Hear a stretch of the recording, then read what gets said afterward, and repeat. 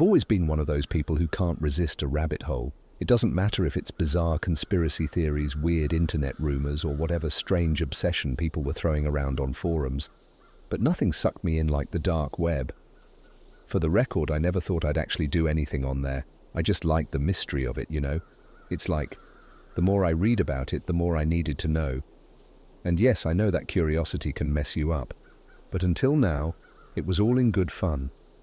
A few months ago, I found myself in one of those dark web forums, scrolling mindlessly through listings that started as harmless, or at least as harmless as the dark web can be.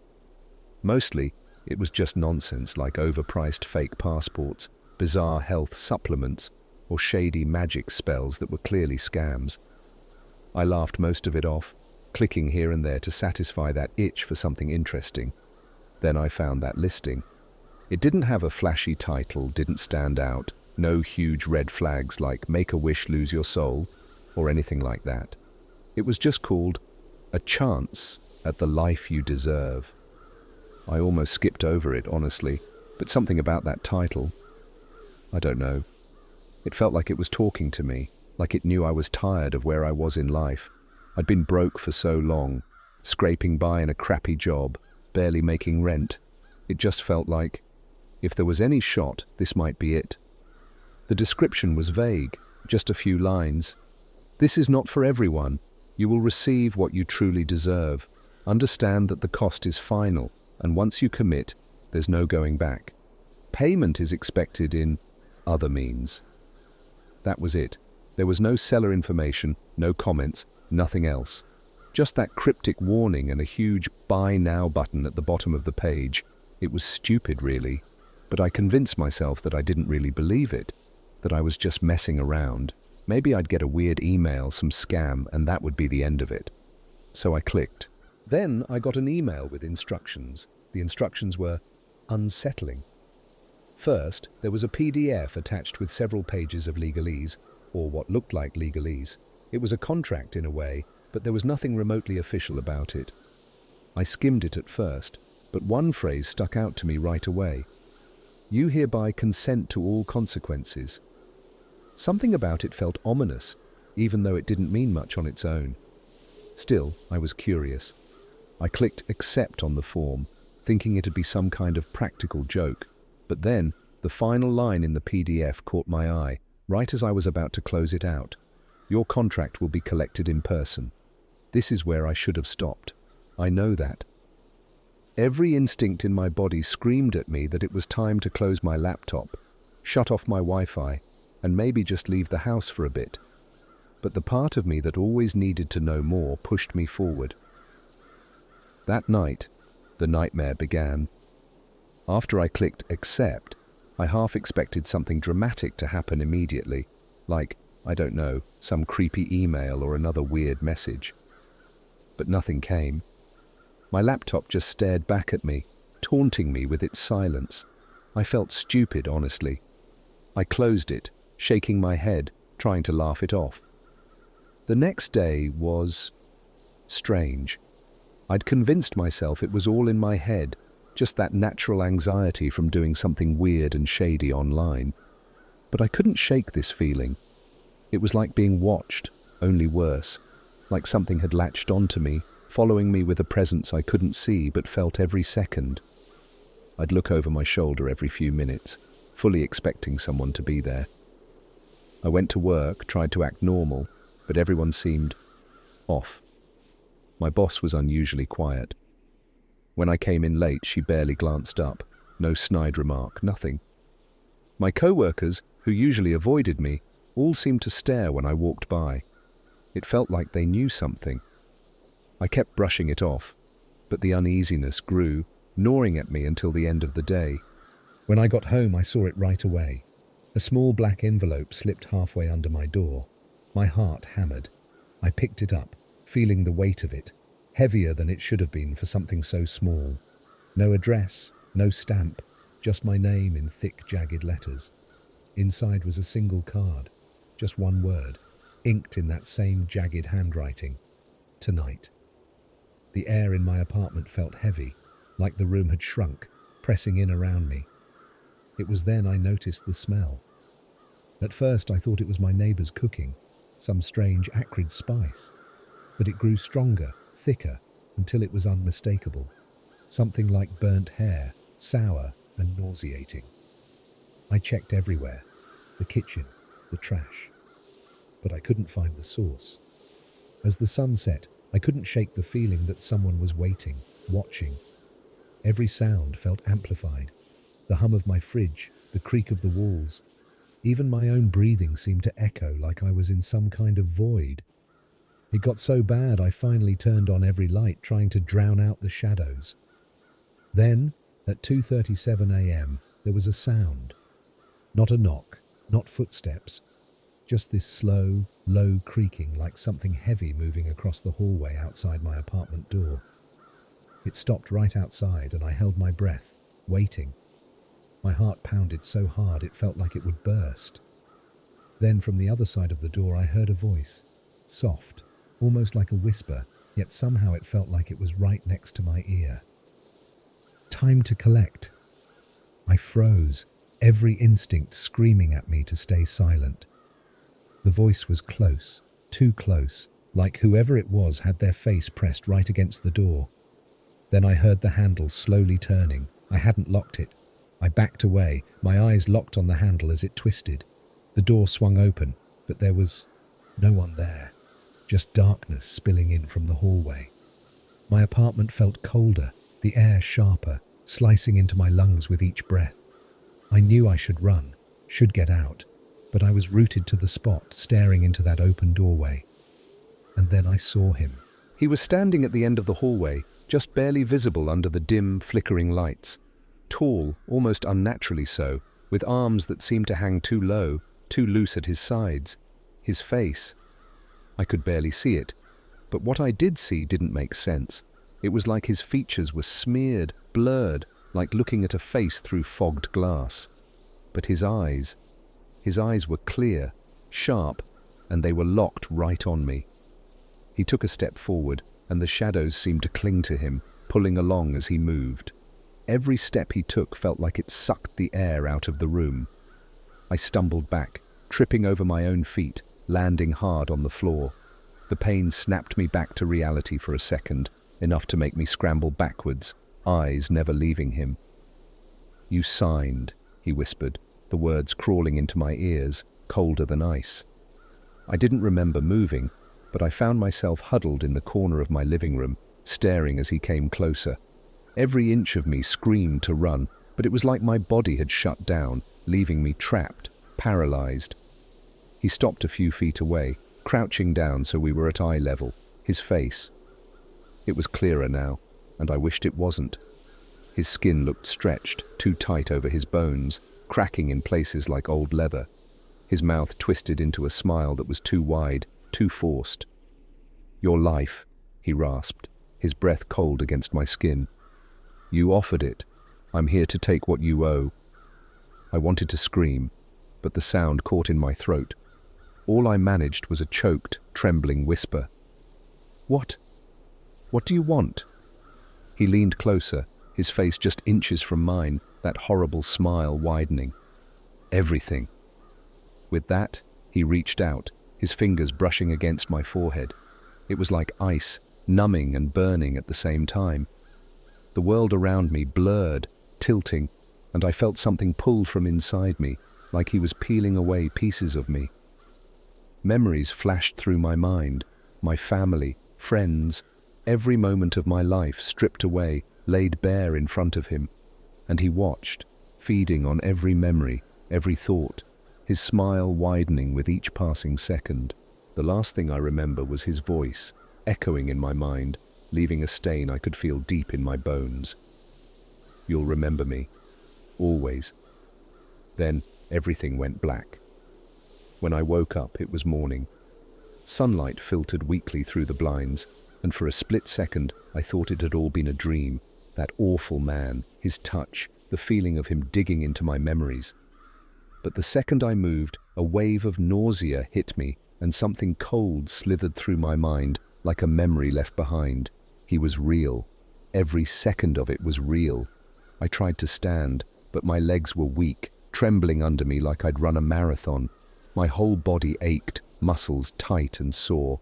My apartment was quiet, too quiet, and I could still smell that burnt, acrid stench in the air, clinging to everything. I stumbled to the bathroom, my head swimming, splashing cold water on my face, trying to shake off the fog that had settled over me. That's when I saw my face in the mirror. I looked wrong. Not just tired or stressed. I looked drained. My skin was pale, almost greyish, and there were dark circles under my eyes, deeper than I'd ever seen. My cheeks looked hollow, gaunt, like I hadn't eaten in days. I felt hollow too, like something inside me had been carved out, leaving me brittle, fragile. But the worst part was my eyes. They looked haunted, as if that thing had left a part of himself in me, something I couldn't shake, no matter how much I tried to convince myself it was just my imagination. The day dragged on, every second stretching like it was trying to torture me. I tried to focus, but nothing felt right. I was skittish, jumping at every noise, every little movement. I started noticing things that hadn't been there before. Shadows in the corners of my apartment, faint whispers just outside my door that would stop the second I tried to listen. The air felt heavy, charged, like something was lurking, waiting for me to slip up. I went back to that dark website, desperate for answers, something to explain what was happening. But when I tried to log in, my account was gone. No trace of it. I checked my emails, but there was nothing. No contract, no receipt, no sign that I'd ever interacted with that website. It was like it had been scrubbed clean, erased from existence. I should have been relieved, but the emptiness it left behind was almost worse. Then, things started to change. I'd hear knocking sounds in my walls, quiet at first, like something crawling, scratching, just barely audible. At night, I'd hear my name whispered, over and over, right outside my bedroom door. I tried sleeping with the lights on, but it didn't help. In fact, it only seemed to make things worse, like the shadows were pressing in, angry that I was trying to keep them out. The nights were the worst. Every time I closed my eyes, he was there. His face, that horrible smile, those empty, hollow eyes boring into me, stripping me bare. He would reach for me, his hands stretching out, fingers impossibly long, clawing into my chest, pulling at something deep inside. I'd wake up drenched in sweat, gasping for air, feeling like a part of me had been ripped away. People at work noticed too. My boss pulled me aside one day, asked if everything was okay. She looked genuinely concerned, but the second I tried to explain, her expression shifted. Her face went blank, almost empty. She just stared at me, not blinking, like she wasn't really there. Then she smiled, this cold, stiff smile that didn't reach her eyes, and walked away without another word. It wasn't just her. My friends, people I knew, they all started acting weird. They'd stare at me, just a little too long, their faces blank and expressionless, like they were watching something they couldn't understand. Sometimes they'd smile, but it was wrong, too wide, too forced, and their eyes would go glassy, like they were looking right through me. And then, one night, I realized I couldn't remember who they were. I knew their faces, their voices, but their names were slipping away, fading like smoke. It was like my memories were being siphoned off, piece by piece, leaving me more and more hollow each day. It got worse every night. The scratching, the whispers, the faces of strangers who claimed to know me. My apartment felt like a cage, the walls closing in, pressing on me, suffocating. I barely slept, barely ate, just sat there staring at the walls, waiting for something I couldn't name but felt lurking just out of sight. One night, I saw him again.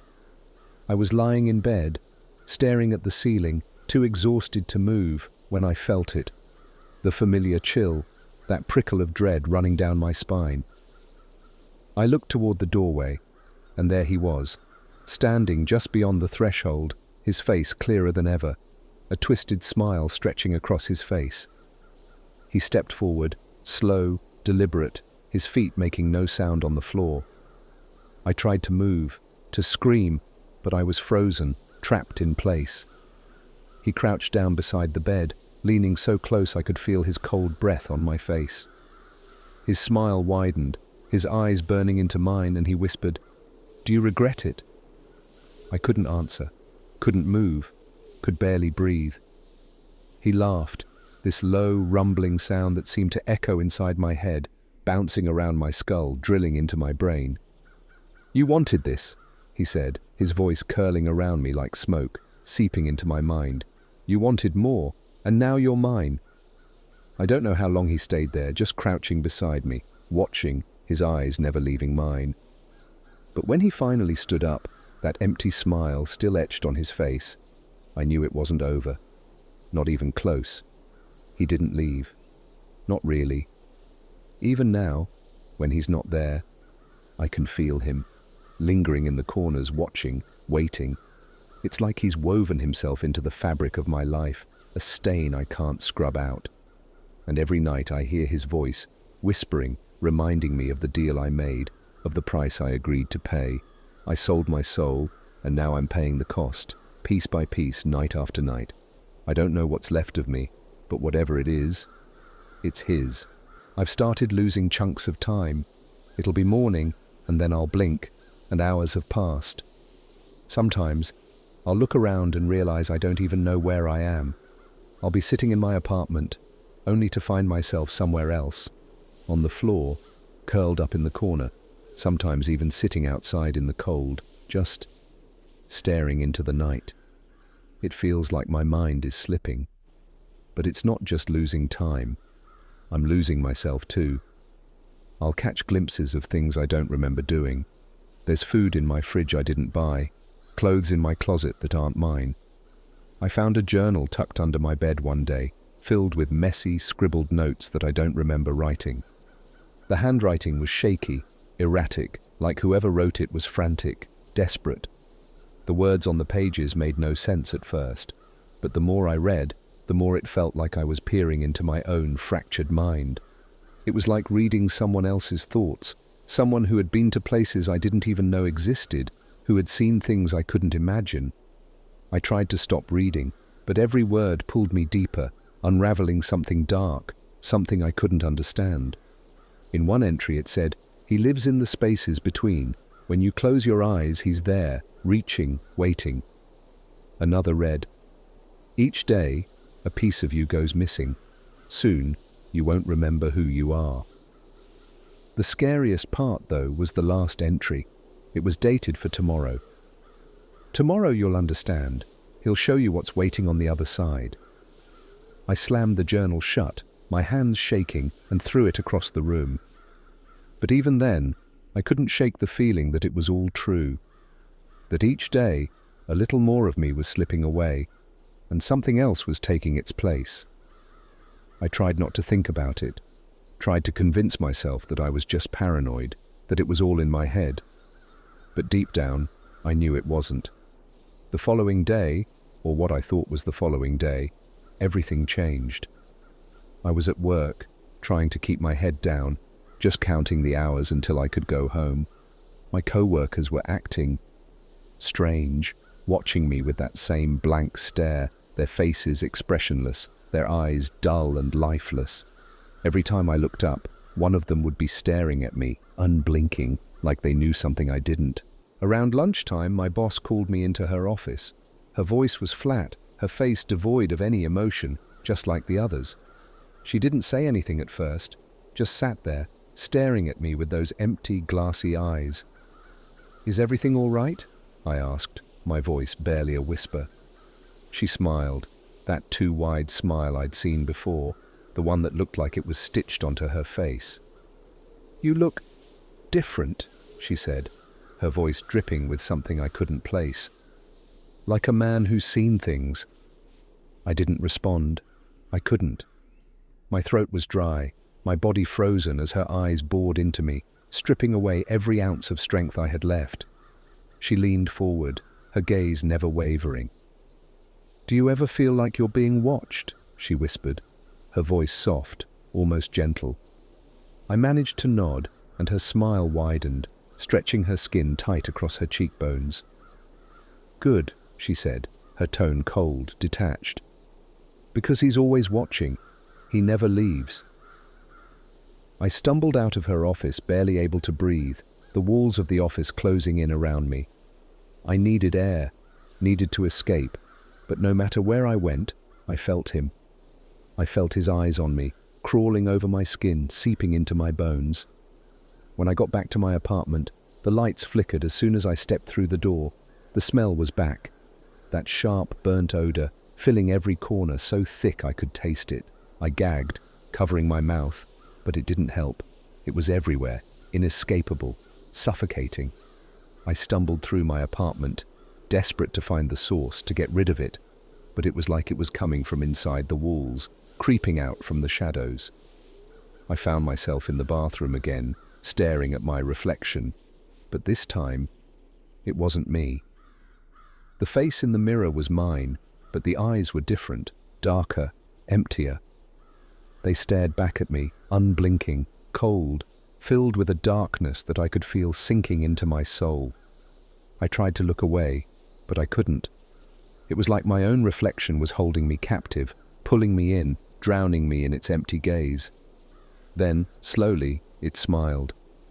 A slow, creeping smile that spread across my face in the mirror, stretching wider and wider until it didn't look human anymore. "You're almost ready," it whispered, the voice cold and twisted, nothing like mine. I stumbled back, my heart pounding, my mind reeling, but the image in the mirror didn't move. It just stood there, smiling that horrible, empty smile, watching me with those hollow eyes. The next thing I remember, I was on the floor of my living room, surrounded by darkness, my body cold, my mind numb. Hours must have passed, but I had no memory of it, no idea what had happened. My phone lay beside me, buzzing with missed calls, texts, but none of it mattered. I knew I was running out of time. That night, he came back. I could feel him before I saw him, the air thickening, the shadows stretching, twisting into shapes that shouldn't exist. He stood at the foot of my bed, watching me, his face hidden in the darkness, but I knew he was smiling. I could feel it. "You're almost there," he said, his voice filling the room, vibrating through my skull. "Just a little longer, and you'll be mine." I wanted to scream, to beg him to leave me alone, but the words caught in my throat, choking me. He leaned closer, his face inches from mine, his eyes burning with something dark and twisted. "Tomorrow," he whispered, his voice soft, almost tender. "Tomorrow, you'll know what it means to belong to me." And then he was gone, leaving me alone in the darkness, his words echoing in my mind, seeping into my bones. I could feel him inside me, like a poison spreading through my veins, consuming me from the inside out. I don't know how much longer I have. I can feel pieces of me slipping away, lost to the shadows, claimed by something I can't fight. "Tomorrow," he said. "Tomorrow I'll know. But the truth is, I think I already do. I didn't sleep. I couldn't." The air in my apartment was thick, like a storm waiting to break. Every shadow seemed to pulse, breathing in time with my heart, stretching toward me. I sat in the dark, numb, waiting. There was no use fighting it. He'd made that clear. Tonight, I'd pay the final cost. It was exactly midnight when I heard it. The door creaked open, and he stepped into the room, tall and shadowed, his presence filling every corner. I felt his eyes on me, cold and hungry, sizing up the pieces of me he hadn't yet taken. My skin prickled, my body rooted to the spot as he moved closer, his silhouette towering over me. "Tonight's the night," he whispered, that voice burrowing into my mind, familiar and invasive. No more games, no more waiting. He reached out, his fingers brushing my face, cold as ice. Every nerve in my body screamed, but I couldn't move. I could feel him, deep in my mind, like he was peeling away layers, ripping apart what little was left of me. Memories flashed through my mind, my family, friends, moments of happiness, and I watched helplessly as he plucked each one, claiming them as his own. I could feel the emptiness spreading, a void where pieces of me used to be. I don't know how long it went on. Time seemed to stretch, twist, like he was dragging me through something endless, inescapable. With every piece he took, I felt myself fading, slipping further into the darkness that he brought with him. But then, he stopped. He was watching me, his face inches from mine, a grin twisting across his cracked, leathery skin. "There's one thing left," he whispered, his voice a low hiss. I didn't understand, not at first. I'd thought he'd taken everything, stripped me bare, but as he leaned closer, I felt it. A faint spark, something deep inside, buried under all the fear, all the dread. He was after the last shred of me, the part that was clinging to life, to whatever I'd been before I'd stumbled into this nightmare. "Say it," he murmured, his voice thick with anticipation. "Say that you're mine." My throat was dry, my mind numb, but I couldn't bring myself to say it. I knew it would mean giving in completely, letting him devour what little remained. But his fingers tightened around my face, pulling me close, his breath cold against my skin. "Say it," he repeated, his eyes boring into mine, stripping away the last of my defenses. And then, somehow, a whisper escaped my lips, barely audible. "I'm yours." The second I said it, I felt it. A sharp, twisting pain deep in my chest, like something tearing through me. His grin widened, that horrible, empty smile stretching across his face as he reached into me, his fingers sinking into my skin, pulling, digging, until he wrapped his hand around the last piece of me. I could feel it slipping away, that final spark, the last shred of who I'd been, fading into his grip. I fell to the floor, empty, hollow, nothing left but a shell. I was still aware, still conscious, but it was like I was trapped inside myself, watching as he twisted my memories, my thoughts, warping them into something dark, something his. I don't know how long I lay there, staring blankly at the ceiling as he loomed over me, that smile never fading.